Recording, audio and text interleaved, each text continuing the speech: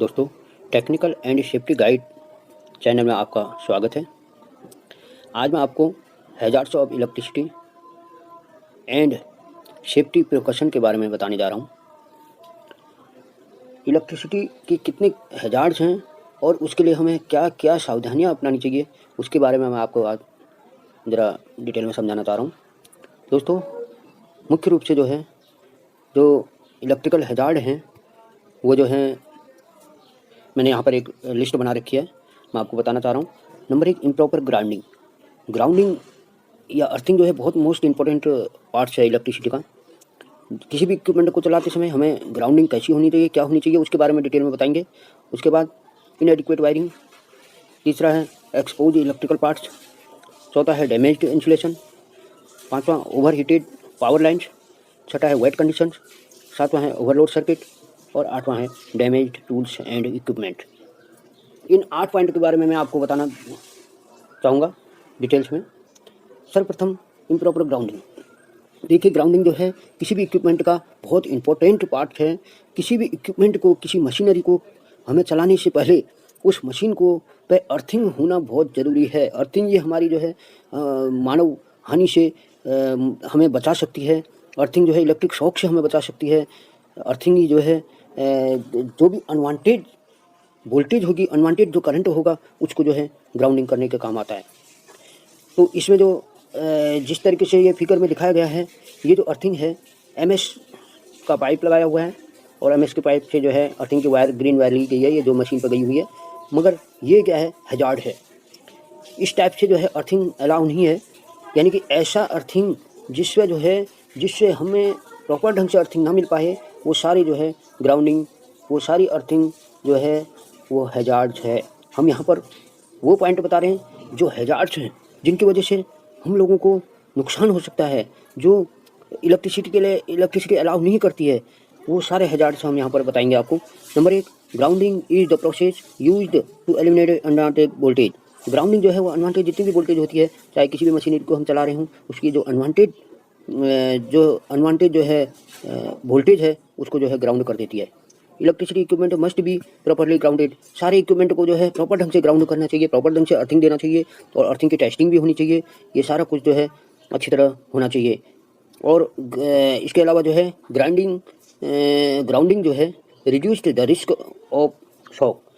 अगर मान लिया किसी को शॉक से हमें जो है अगर अर्थिंग होगी, मशीन पर अर्थिंग होगी, तो जैसे ही अगर मान लिया मशीन की बॉडी पे करंट आएगा, तो उस कंडीशन में जो है अगर ग्राउंडिंग प्रॉपर होगी, तो उस कंडीशन में जो है वो अनवांटेड वोल्टेज को जो है, जो भी वोल्टेज हमारी जो है बॉडी पे आ रही है, उसको जो है वो अर्थ कर देगा।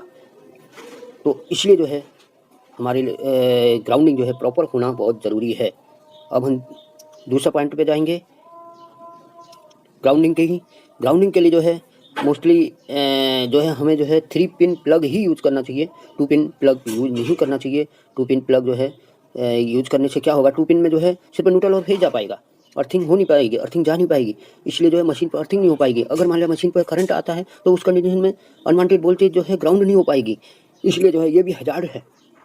हमें जो है यूज क्या करना चाहिए, हमें जो है 3 पिन प्लग यूज करने चाहिए। ये ओके है, क्योंकि 3 पिन प्लग में क्या होता है, दूसरी बार जो है वो ग्राउंडिंग की होती है और ये जो है मशीन के जो है बॉडी पे जाएगी, ये हमें सेफ रखेगी।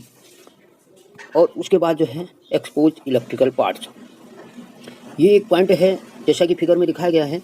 हमें जो है किसी भी बोर्ड को, किसी भी जो है सप्लाई देने वाले इलेक्ट्रिक बोर्ड को ओपन कंडीशन में नहीं रखना चाहिए। अगर ओपन कंडीशन में हम रख देंगे तो वो हैजार्ड कहलाएगा। उससे क्या नुकसान होगा, वो इलेक्ट्रिकल हैजार्ड है, उसको किसी का हाथ चले जाएगा, उसको करंट लग जाएगा, या कुछ भी शॉर्ट सर्किट हो सकता है, या कोई चूहा वगैरह घुस गया, वो वायर को काट देगा, तो वो भी हैजार्ड है। तो कुल मिला के जो है ये कोई भी ओपन बोर्ड जो है वो हैजार्ड उसमें आता है। उसके बाद है इनएडिक्वेट वायरिंग, यानी कि अनवांछित अपर्याप्त वायरिंग। अगर मान लिया हमें, जिस तरीके से फिगर में दिखाया गया है, अगर मान लिया हमें एक एमसीबी लगी हुई है, एमसीबी से हमारा एक ही कनेक्शन जाना चाहिए, लेकिन यहाँ पर देख रहे हैं हम लोग कि बहुत सारे कनेक्शन गए हुए हैं, जो कि जो है गलत है, हैजार्ड है। इसी तरह ये एमसीबी बोर्ड पे जो है बहुत सारे कनेक्शन गए हुए हैं, जबकि इसमें से एक कनेक्शन जाना चाहिए। ये यानी कि ये दोनों जो है हमें हैजार्ड दिखाई दे रहे हैं, हैजार्ड हैं, इस तरीके से कनेक्शन नहीं करना है। अगला है डैमेज इंसुलेशन। जैसा कि यहाँ पर दिखाया गया है, अगर कोई भी केबल डैमेज कंडीशन में होगी तो उसका इंसुलेशन अगर मान लिया हट गया होगा तो होगा क्या, इंसुलेशन हट जाएगा तो करंट लगने का खतरा रहेगा या शॉर्ट सर्किट होने का खतरा रहेगा। जैसा कि ये पहले फिगर में दिखाया गया है, ये इसमें जो है करंट लग सकता है, वायर कटी हो जाएगी, इंसुलेशन कट जाएगा तो वायर कट जाएगी, शॉर्ट सर्किट होगा तो इस तरीके से जो है आग लग जाएगी, यानी कि ये दोनों जो है हैजार्ड्स हैं। अगला overload circuit. Overload circuit mostly होता क्या है कि ओवरलोड सर्किट एक ही प्लग से जो है, जिस तरीके से यहाँ पर दिखाया गया है, एक ही प्लग से, एक ही सॉकेट से बहुत सारे मल्टीप्लग यूज करके कनेक्शन लिए जाते हैं। यानी कि अगर मान लिया 5 एम्पियर का है तो हमने पता चल रहा है 5 एम्पियर से 10-15 एम्पियर का लोड ले रखा है, तो वो जो है हैजार्ड है, ओवरलोड होगा। इस ओवरलोड की वजह से जो है ज़्यादा करंट लेगा इक्विपमेंट और उस कंडीशन में जो है फायर होगा, आग लगेगी या करंट लगेगा, कुछ भी हो सकता है।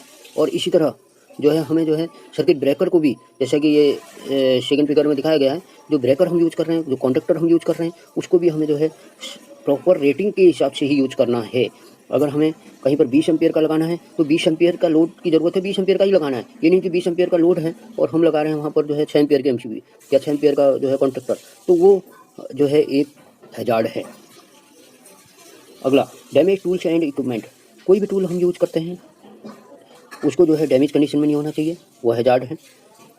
होता क्या है कि जो भी टूल्स है उसमें कभी वायर कटी हुई होती है और कभी जो है ओपन कंडीशन में होता है। जैसे कि ये दोनों सर्किट में दिखाया गया है, इसमें वायर कटी हुई है, इसमें जो है ये ओपन कंडीशन में है, ये दोनों जो है हैजार्ड हैं। तो इस तरीके से भी जो है हमें डैमेज टूल्स को जो है हमें ध्यान देना है। टूल्स एवं इक्विपमेंट जो है कैसी कंडीशन में होनी चाहिए, वो डैमेज नहीं होनी चाहिए, इस चीज़ का ध्यान देना चाहिए, ये हैजार्ड है। Wait condition. इलेक्ट्रिसिटी जो है वेट कंडीशन को अलाउ नहीं करती है। कहीं पर भी जो है अगर मान लिया इलेक्ट्रिसिटी है, वहाँ पर अगर मॉइस्चर है या वहाँ पर गीला है तो उससे हमें करंट भी लग सकता है, शॉर्ट सर्किट हो सकता है। और तो ये जो है बिल्कुल भी जो है इलेक्ट्रिसिटी में नहीं होना चाहिए, जो कि बिल्कुल अलाउ नहीं है। अगर काम कर रहा है कोई, अगर वेट गीले टूल से काम कर रहा है तो वो भी हैजार्ड है। कुल मिला के जो है ये वेट कंडीशन जो है इलेक्ट्रिसिटी के लिए जो है हैजार्ड है, इस चीज़ का ध्यान रखना। Overhead power line.